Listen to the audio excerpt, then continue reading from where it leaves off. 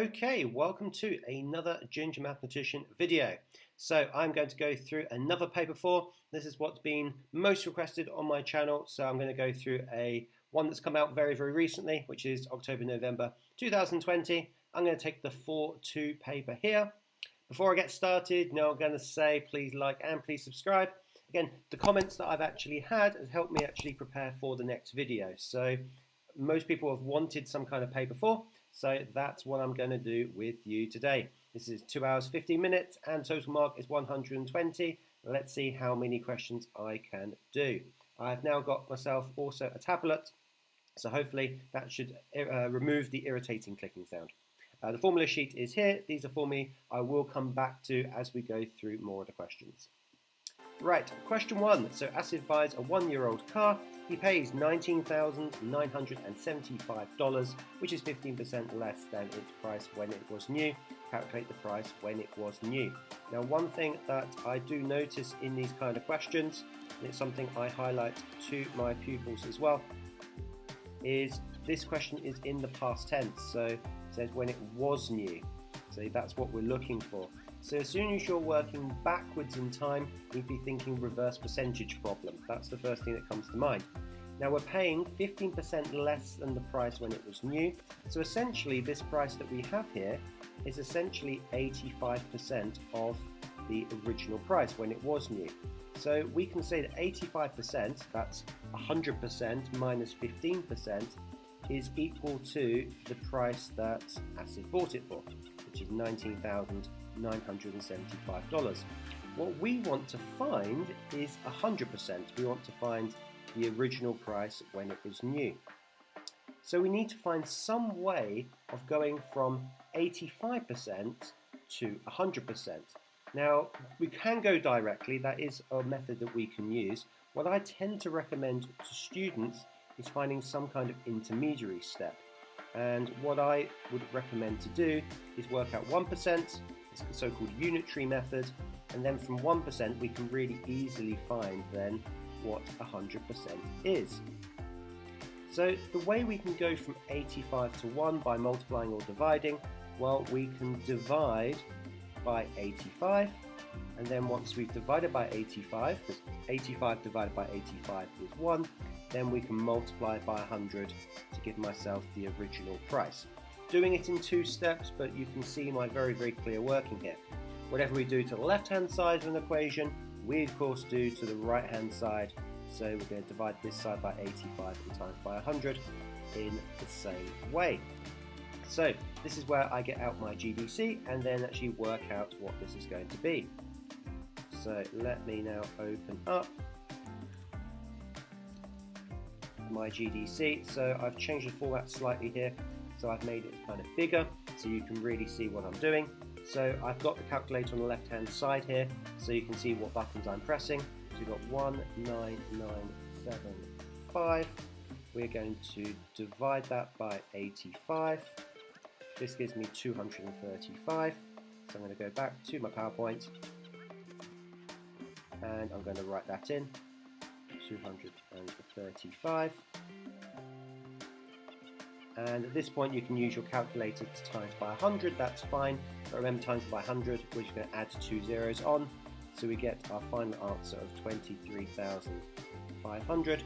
Generally on paper 4s they give you the units here already, so I don't need to worry about putting dollars in at the end, so my final answer will be $23,500. Nice and clear working, so even if I got this wrong for whatever reason on my GDC, I would still get my method mark for the working I've shown here. All good. Alright, let's move on. Okay, so in part B, Asif's got 2 different options to actually pay for the car. The first option is he can pay 10% of the $19,975, which he's paying for the car, and then pay $345 a month for 5 years. Option 2, he can actually borrow the $19,975 and pay this back at the end of 5 years at an interest rate of 2.5%. We'll look at that in part 2. So Asif can pay using either option. Using option 1, how much will Asif pay in total for the car? So we're going to work out option 1. Well, the first thing to notice here is that paying 10% of that 19,975, well, 10% is essentially the same as saying 1/10. So what we can do to work out the total amount here is we take the 19,975, we multiply that by 1/10, that's essentially the deposit, and then we're going to add on the extra that he pays over the 5 years. Well, he pays $345 a month, so we're going to get 345 times 12, so 12 months in the year, and then he's doing that for a total of 5 years, so we're going to times that by 5. Notice being very efficient with the working here. I haven't written any more than I need to. So at this point, I'm going to take this calculation and I'm going to put this straight into my GDC to generate an answer. Okay, so I'm going to type this straight into my GDC. You can see what I'm doing over here. So I'm going to put in 19975 multiplied by control fraction 1/10. Okay, and then I'm going to add on, I'm going to put this in brackets, so $345, we times that by 12 months in a year, then times that by 5, and if we put that all together, we get a fraction, but that's fine. We can just press Control Enter to give us the decimal that we're looking for, which is 22697.5. We're going to pop that back into my calculation, so we get 22697.50. Now usually we always say round to 3 significant figures. That's really, really important. However, when it comes to money, we need to put the exact value in here. So notice we're in dollars and cents here, so we do need to put 22697.50. That's really, really important. You don't want to lose an accuracy mark at this point. You'll get 2 method marks for the calculation I've shown, and then 1 for the answer here. Okay, on part 2, we look at by how much is option 2 cheaper than option 1. So now we need to work out what option 2 is. So I'm going to write very clearly here. We're going to do option 2. Now here we use the compound interest formula. So the way we do this is we take 19975, so $19,975. We multiply it by the multiplier. Now if we're increasing by 2.5% a year, the way we work out the multiplier is we do 100% plus 2.5%. That will give you 102.5%. And we want to convert that to a decimal multiplier. The way we do that is divide by 100, and we'll get 1.025. So we put this into our compound interest formula. So we put 1.025, and then we work out how many years we're going to be paying this interest for, which is 5. And by doing this calculation directly, this will give you the total amount of money that ASIV has paid for this borrowing from the bank. So we pop that into our GDC, and let's get an answer. Okay, and we're going to type this in. So 19975 multiplied by, and I tend to put this in brackets 1.025, close brackets. The power button is over here on the left hand side. We pop 5, we press enter, and we get our answer like so, 22599.9. So we pop that in. Okay, and at this point we just then take one away from the other. So in order to work out how much it's cheaper, and good, this is cheaper than this, so that's very, very good. We get 22697.5. We take away 22599.90, and then if we work this out, we'll get the following answer. So let's just work this out now, and I'd round this now to the nearest dollar and cents, so I get $97.62, like so. So just show you the mark scheme here. So you can see 97.62 is the precise answer for your 4 marks. You can see the method here. I went straight into 1.025 rather than writing as a fraction, which is absolutely fine. So you can check your answers here. One thing to show you before we move on to question 2 is the examiner's report. You should be aware that this thing exists. So generally this is a well answered question. And the first part was a reverse percentage question that was generally answered well. Just make sure you don't add on 15%, but use divide by 0.85 or the method I showed you. And already mentioned this point here, which is that you do not want to round any money answers to three significant figures. What you want to do here instead is you want to actually write the exact value here in dollars and cents. And if you're liking the content that you're watching currently, then please do consider liking and subscribing and sharing with your friends as well. Okay, thank you.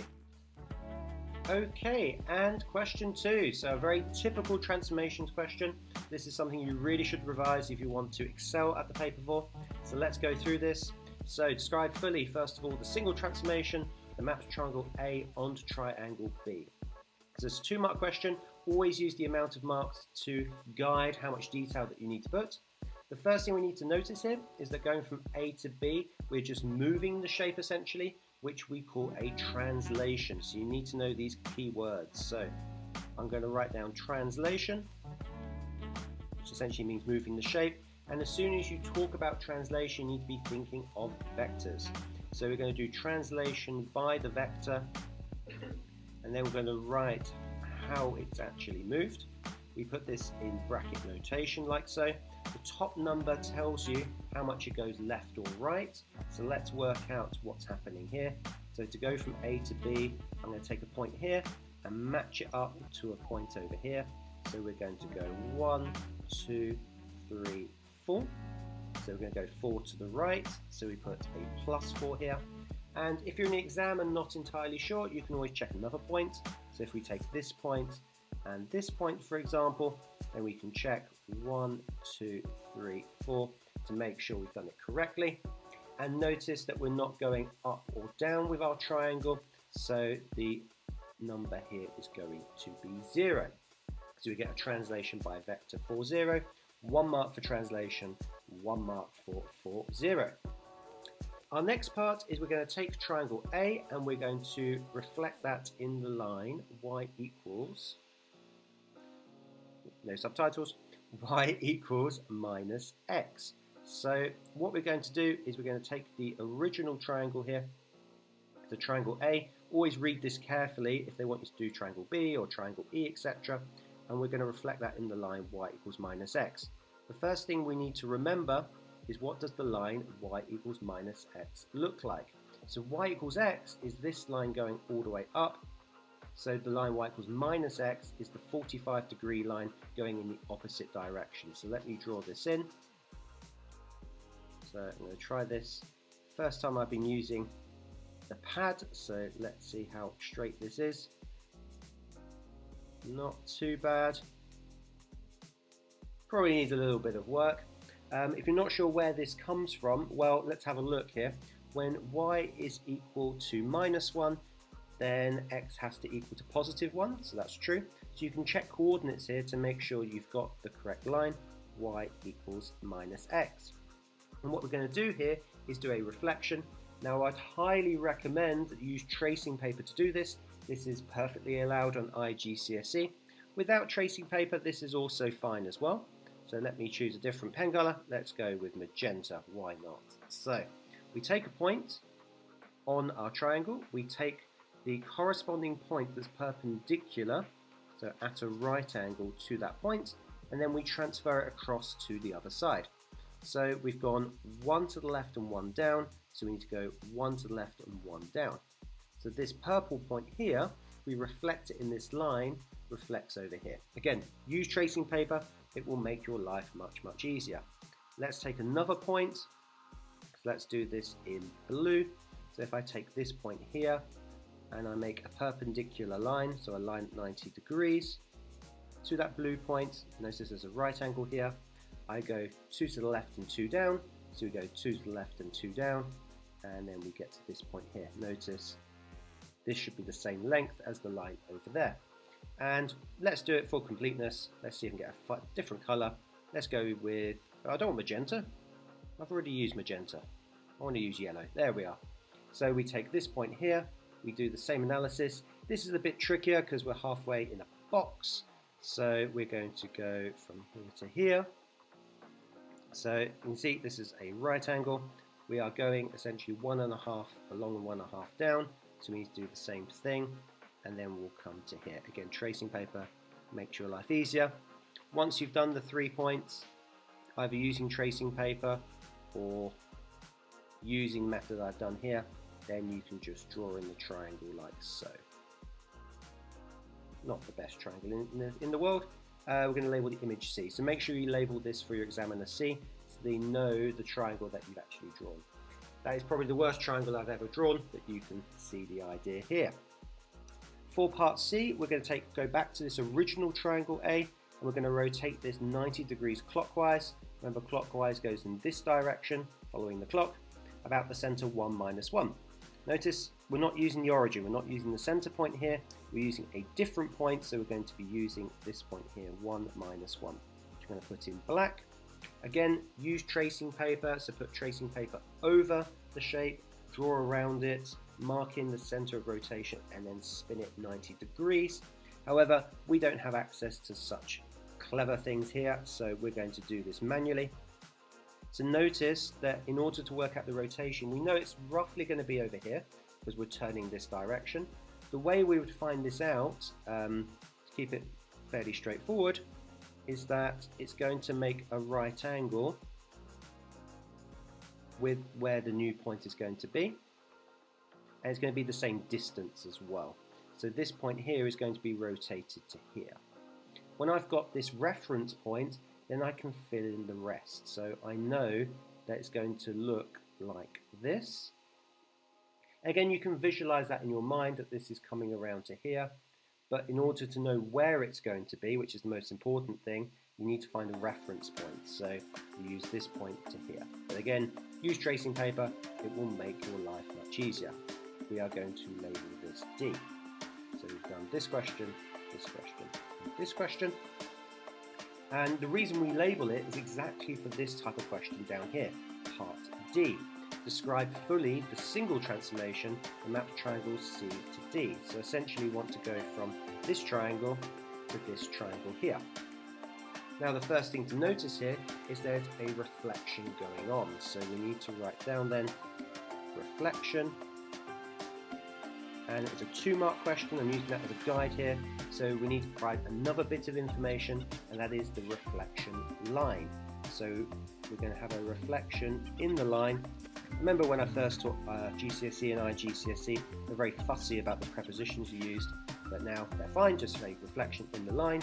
And I think we can see here that the line is going to be this vertical line going all the way down. And we can check this at this point here is 2 away from the reflection line, and this is also 2, so we can use that as a check. Now let's think about how we identify this line.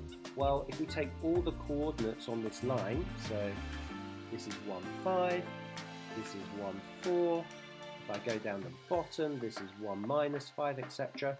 What do all these coordinates have in common? And they all have an x equals 1 in common. That gives me the name of this line then of x is equal to 1. 1 mark for reflection, 1 mark for x equals 1. Now for the last part, I'm going to get rid of the pen because we need to be able to see what is going on. There we are, like magic. And what we're going to look at here is the single transformation that maps A to E, so going from this to this. And you first look at this and think, well, it's not quite an enlargement, because it's not in the same proportion. It's not a translation either, because it doesn't look the same, like A to B. So then we have to think, it's like an enlargement and it's kind of like a translation. What would be kind of in between? And that would be a stretch. Now make sure that you have learnt about stretches. This is something that often gets forgotten by iGCSE teachers. Make sure you know how to do stretches as well. Now this is a 3-mark question in comparison to these 2-mark questions, so we need 3 bits of information. So first of all, we have a stretch. The next thing that we need to work out is our stretch factor. Okay, so I'm going to put stretch by factor. And now let's have a look at this. So let's take corresponding sides. Well, this side is 1, and this side here in comparison is 2. So like an enlargement, we compare the sides and go, well, this is 1 and this is 2, so we must have a stretch then of factor 2. And the last part, which is probably the most trickiest part here, is actually working out what the stretch, where the stretch is actually occurring from. And we call this the invariant line, or the invariant axis, yeah? So I'm going to call this invariant line, because you don't know whether it's an axis or not. And then we need to work out where it's being stretched from. So let me go through that nice and carefully. This is probably the hardest part of the question. The easiest way of doing this is a kind of trial and error basis. So, for example, if I take the x-axis, which is going to be our correct answer, but let me show you why that's the case. We look at corresponding points. So this point here and this point here of our shape. The distance from here to here is 1. Whereas if I take the distance from my supposed invariant axis and this point here, that is going to be 2. Now let me take another point. Let me take the top point of our triangle, this magenta. If I go from this point to this point, this is going to be 2. But if I go from this point here to all the way up to the top, this is 4. So you can see there is a consistent stretch going on from this particular line, and that's what we're looking for. Likewise, if I do this for completeness, from here to here is 1, whereas from here to here is going to be 2. So for every point in my triangle, there is a consistent stretch upwards. And if you find this consistency, then you know you found the correct line. So actually here we have an invariant axis, not an invariant line. So we're going to call this by invariant line the x-axis, which I'm going to write in purple because why not? So we get 1 mark for stretch, 1 mark for factor 2. Notice it's not an enlargement factor, it's a stretch factor, so I'm just writing factor. You usually don't lose a mark for this, but just be careful. And then our invariant line, so where the stretch is happening from, is the x-axis. Think of this as if you're putting your foot on the actual line and then you're stretching the shape upwards. That will give you a good idea of what is going on. So let me show you the mark scheme. So we've got a translation 4, 0. These are the coordinates of the triangle that I reflected and rotated. Reflection x equals 1. And then stretch, 1 mark, factor 2, or stretch factor 2. And the x-axis is our invariant line. Okay, I put invariant line, but as long as you've got invariant there, that is important. Quickly go through the exam review after this exam was done last year. It was well done by those candidates. Yeah, you do need to put translation. That's really important. You can't just put move, for example, or shift. Not good enough. Most B, C, and D were generally done correctly, and many students got the stretch as a type of transformation with scale factor 2, but finding that invariant line is that discriminator question between an A and an A star. So do make sure you know it. Okay, and question 3. So we are onto a table showing the engine capacity, X litres, and the fuel consumption for 9 cars. And we get a nice question for 2 marks, which is going to complete the scatter diagram. This is fairly typical. Often don't get you to do so many points, but let's go through it. So we've got 2.5 and 11. So we go 2.5 along and 11 up. And the key thing about this question is make sure your eyes are not dizzy. So we are going to put our cross right there. Harder than you think actually in terms of doing this with a tablet. And then we go to 3 and 11.5. So we go 3, going up very carefully, 11.5. So we want halfway between 11 and 12. I think I've achieved it here. So we put our cross in. There is some leniency. And then 3.5 and 9.2. So we go up to here, 9. Notice it's going up in 5, so it's going to be the very first one after this one. So it's going to be here. And then last of all, we've got 4 and 7.4. So we go a 4 along, 7.4. So we're going to go up 2 squares above 7, like so. So 1, 2, I think that's right. And then we get our 4 coordinates. Now the type of correlation is shown in your scatter diagram. You should know this from science as well as maths. So notice the points are sloping downwards. There is a downward slope. I'm going to put an arrow to show here. therefore it's going to be negative. This is just a 1 mark question, and just recognizing that we've got a negative correlation. Again, wouldn't put this arrow actually on your exam, but just to show that it's going in a downwards direction. Good. So if we go on to our next question, you'll see we need to work out the equation of the regression line for y in terms of x. This is a typical question. I think in my paper 4 video I said this comes up often, doesn't come up all the time, but it's certainly something to be prepared for. So let's go back. We are going to put this information into our GDC. Okay, hopefully you can see both screens. So I've got my data here on the left hand side and I've got my GDC on the right hand side. You have to do this with the GDC. So we're going to go to new and we're going to go to list and spreadsheet like so.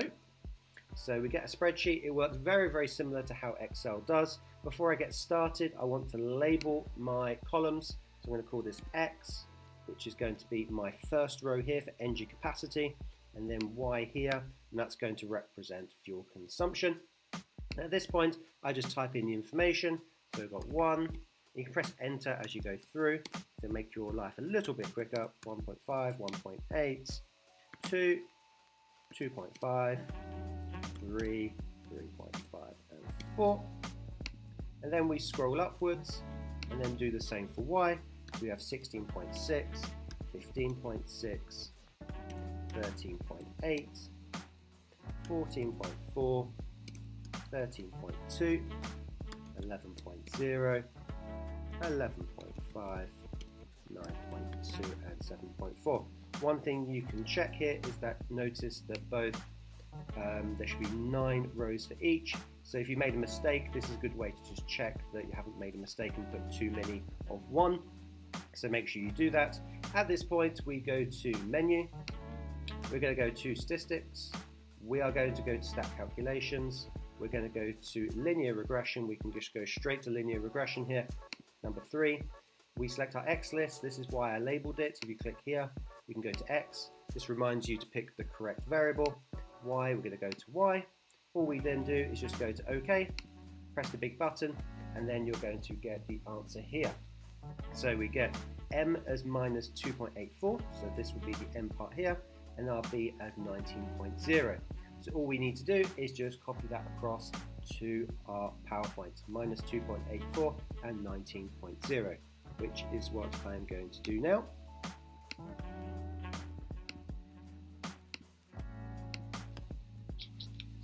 So we get Y equals minus 2.84 X. Now strictly speaking, I will put plus 19.0 because you should do things to 3SF in most cases. So you get 1 mark for the gradient correct and you get 1 mark for the y-intercept to be correct. And usually what they do for 1 or 2 marks sometimes is get you to use this and actually work out something with it. So use your answer to part C to estimate the fuel consumption for a car, engine capacity 2.8 litres. So the only thing we need to check here is what the 2.8 stands for. So the 2.8 stands for the X value here. We've got engine capacity of 2.8, so that fits in with X. So what I would do in the exam is write very explicitly when X is equal to 2 lines here, 2.8, and then write Y equals minus 2.84, open brackets, 2.8, plus 19.0. So I've written the working just in case when I put this into my GDC I make a mistake, and I'm going to do that just now. Okay, so I'm going to type this in, so minus 2.84, helps press the right button, minus 2.84, there we are. I'm going to just times this by 2.8, and then plus 19.0. Bit of maths will mean they'll work this out correctly for you, and then we get our answer of 11.04, which you can see is the same as this. It will take any answer between 11.04 and 0.08. You can of course round to 3 significant figures. I'm going to leave this as 11.05. So let's just pop this in.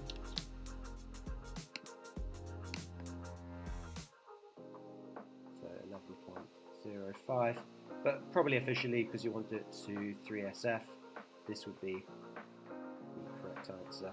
iGCSE to 3 significant figures. So just substitute x is 2.8 into the formula and then you'll get your answer. Again, before we finish, quick review. Here's the mark scheme. So you can see everything here. You get 1 mark out of 2 if you get 2 or 3 of the points correct. And you get full 2 marks, all 4 correct. Notice you get 1 method mark for either getting one or the other correct, which is great. And then you get the final mark for 11.0. Most candidates did very well in this question. It's a very standard question, that's why. Plotting points, most people know that from science as well. B, most candidates are correct with negative. And most candidates used the calculator to find the regression line. You just need to make sure you're accurate. This is quite a nice question to get, and a lot of candidates get this right, so you need to make sure that you're getting this right as well.